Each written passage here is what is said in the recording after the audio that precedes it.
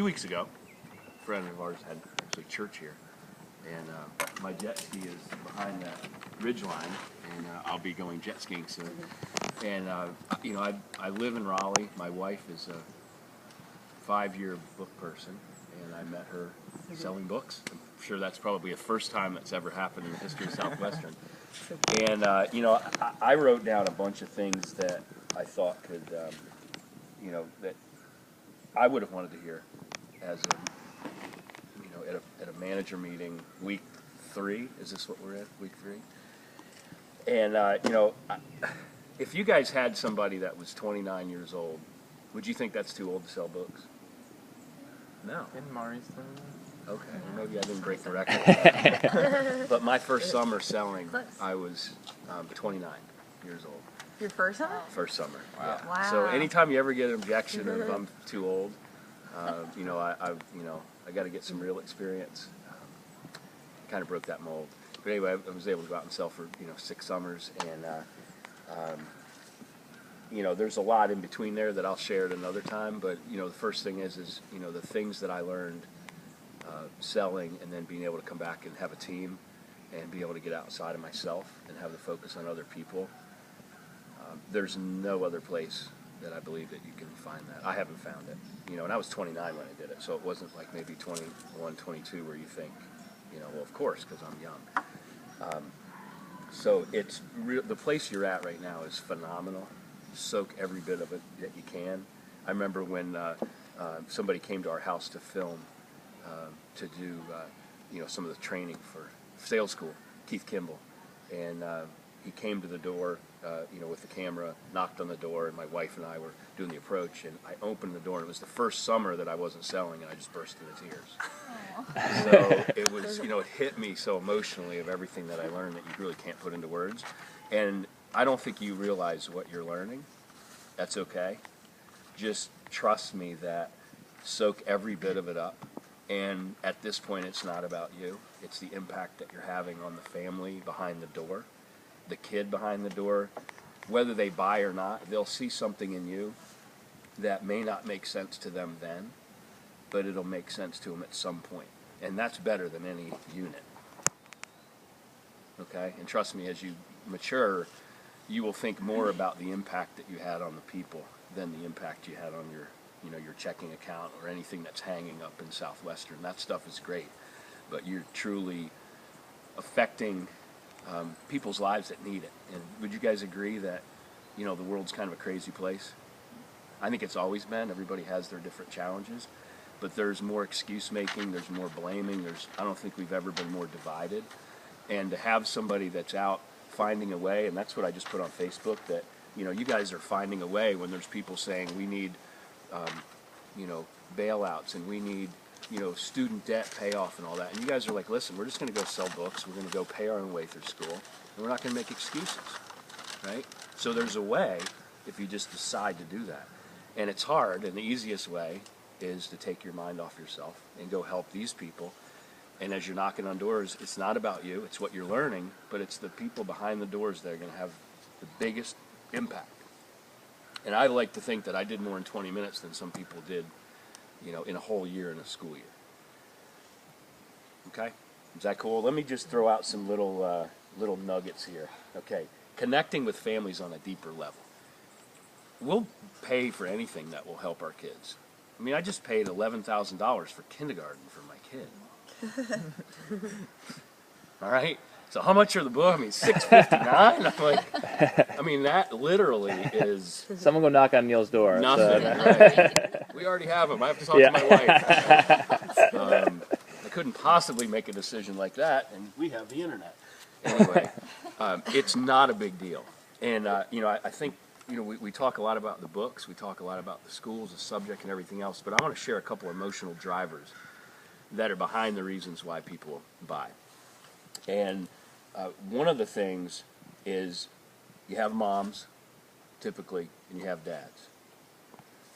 For the mom, the thing that the mom is looking for, and I'm going to generalize, but it is a proven emotional driver, is that the moms want to be seen as doing everything they can to provide what their kids need, right? They wipe every nose, They fix every boo-boo, okay?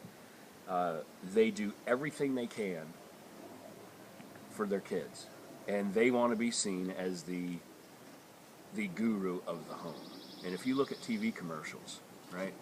Now there was one that Kellogg's did, and they had a picture of the little girl in her little high chair, right? Maybe 1 or 2, right? A little less than 2. And they had another one, it was probably 3, and then they had the mom back here. And typically it would be all about Kellogg's. You know, these are the best cereal, and it has this, and it'll lower cholesterol, and it'll do everything. And what they did was they just had the box, and it had the little bit older sibling pouring the cereal on the younger person's tray. The mom kind of just sitting back like, this is great, pouring the cereal, and the little baby being able to eat it by herself. And they never really mentioned Kellogg's, but it was the idea that mom is now seen as, holy cow, this is so awesome that I can have my 3-year-old feed my 2-year-old, and now I can take even a 5-minute break. And you guys realize, to a mom, 5 minutes? I mean, I don't know how many times my wife will like email me, text me, like, yep, I've heated up my coffee 8 times already today, okay? So when you're talking about saving people time, you want to talk like that. Like, oh, Mom, how many times, you drink coffee? How many times do you have to heat up your coffee today? And you'll connect, right? So you want to talk about and internalize that, something that I wrote down is, it's amazing what I'm learning about moms and dads out here. You all are crazy about your kids, and I think that's why the books have been such a big hit. You all don't take any chances when it comes to education. That's why I love what I do. Okay? Now, you're talking to the mom is saying, because I know moms, and you guys do every single thing you can to make sure your kids have everything they need. You don't leave a nose unwiped. You don't leave a cut on, Band-Aid, whatever you want to call it, Band-Aided, right? You do everything you can. And this just makes total sense. I think that's why people have done it. I can't believe, being at a young age, of what I'm learning, the wisdom of you parents. And that's why I love what I'm doing, okay? For dads want to be seen as the mentor, all right? Doing the right thing. Kids look back in 20 years and remember what their dads taught them, all right? Dads want to be seen as doing everything they can to make sure that their kids have the character and have the tools they need to succeed. And many of the ones you're going to run into are doing everything they can because they didn't have that. They say a lot of the issues of adulthood come from childhood, and there's a lot of people that were not there for them with homework. There's a lot of people that, were not, didn't have the dad they wished they'd had, and they're trying to make up for lost time, or they haven't been the dad and they want to make up for lost time. So they want to be seen as the mentor. So, a lot of dads are telling me, this is one of the best things they could do to be a great example to their kids. Because just the fact of buying a book, one dad told me, is a lot better of an example to be set than spending money on a video game, which, yeah, that's fun, but that's entertainment time. This is education time, and you have to balance that. How are we doing so far? You like it? You see why everybody's getting it? See why I was listening? Oh, this is fun. How about a quick thing on the state of education in Wake County? All right? Just a real quick background. There was a big shift in how schools were assigned there. There's a love-hate relationship with the school district. They will bus kids halfway across the world and skip 3 on the way. They're trying to change that. It was called Busing for Diversity on economic. I don't want to get too far into it, but there's a very gentle situation that you want to, you could find yourself getting into a conversation you may not want to have. The public schools, this is just my opinion, they are what they are, and people have to make with the best of them, all right? Private schools, Ravenscroft, really good. Trinity, better. That's where my kids go. It's smaller, and it's a Christian school that has amazing academics. Their graduating class gets about $100,000 a year when they graduate for college. They go to Auburn. One of their graduates got a full ride to Auburn. One went to Princeton a couple years ago. There's like Hare Academy. There's Durham Academy. There is St. Timothy's, St. David's, you know, so you have the private schools. And then you have a lot of homeschoolers as well. And I just got an email from a homeschool mom that wants to look at the books and is thinking about ordering them for the curriculum for next year.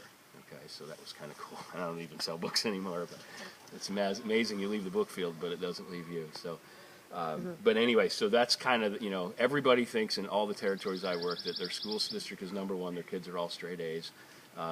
Just go with what they say, and, you know, but that's kind of the underpinnings of what's going on in Wake County and probably a lot of places around the country. Let me see here. There's a couple other little nuggets that, how about the perspective? This is really cool, I think, because I thought of it. Something was downloaded to me. But I thought it would be cool if you guys understood what is the perspective from a parent of what you're doing. Like, what do we think about? Because we can get in our heads that we go to the door and we think that they're probably, oh, we may be bothering them, or they, you know, whatever we're thinking. I've thought all of it. I want to have this self-talk.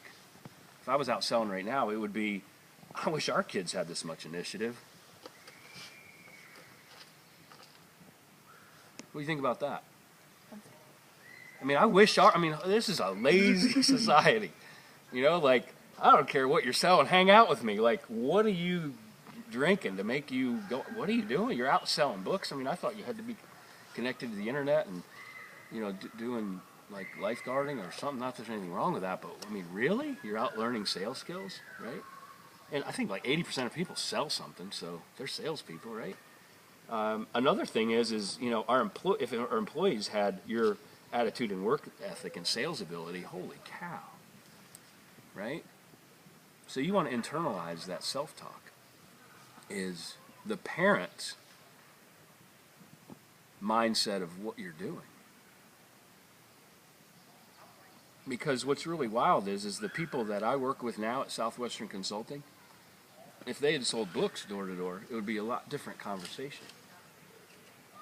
I'm teaching them the same things that you're learning: pre-approach, approach, self-talk, using a goal card. I mean, are those familiar? Emotional closing, having a vision board. Right? And these people are, some of them are 50 years old, 60 years old, and they're freaking out when they hear about, wow, that's pretty, wow.